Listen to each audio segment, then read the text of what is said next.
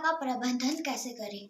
तो दोस्तों, हमारी पूरी दुनिया यानी परेशानी तो सॉल्व हो गई और निकाला कूड़ा तो बहुत ही खतरनाक होता है।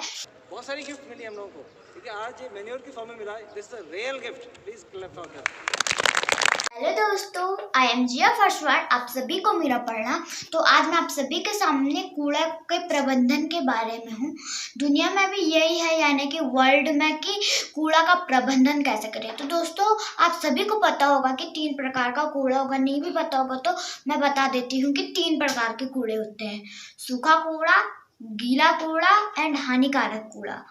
गीला कूड़ा मैं आपको बताती हूँ। गीला कूड़ा उसे कहते हैं, जैसे हमारे जो किचन के वो होते हैं, जो किचन के सारे वो होते हैं, सब्जी के छिलके, फल के छिलके आदि जो भी होते हैं, उन्हें कहते हैं गीला कूड़ा।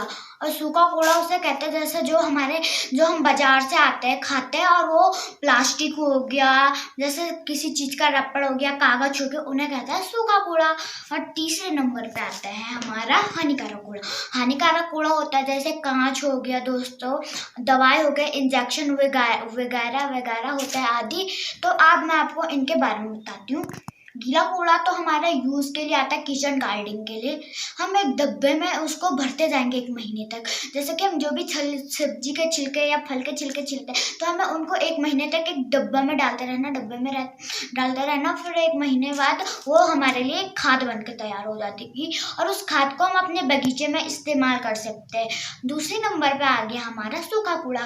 और सूखा कूड़ा से तो आप कुछ भी बना सकते हैं, जैसे पेपर हो गए, उस पेपर से हम शानदार कुछ डिजाइन, फूड, फ्लावर बना सकते हैं। प्लास्टिक से भी हम फ्लावर बना सकते हैं। वाटर बोतल से हम फ्लावर पॉट बना सकते हैं आदि। तो दोस्तों, अब आता है हानिकारक कूड़ा। हानिकारक कूड़ा हमारे लिए सेहत के लिए बहुत ही खतरनाक होता है।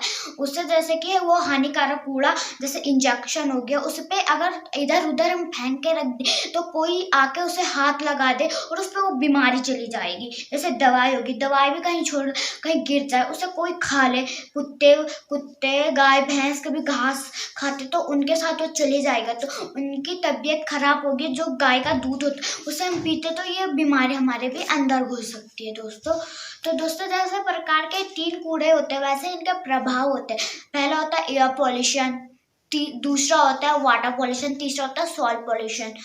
एयर पॉल्यूशन में होता है, जैसे हम कूड़ा को जलाते हैं तो उसमें से खूब सारा धुआं निकलता है, जो कि हमारे हवा में मिल जाता है, एयर में मिल जाता है, और हम जब सांस लेते हैं तो वो धुआं ही हमारी तरफ चला जाता है।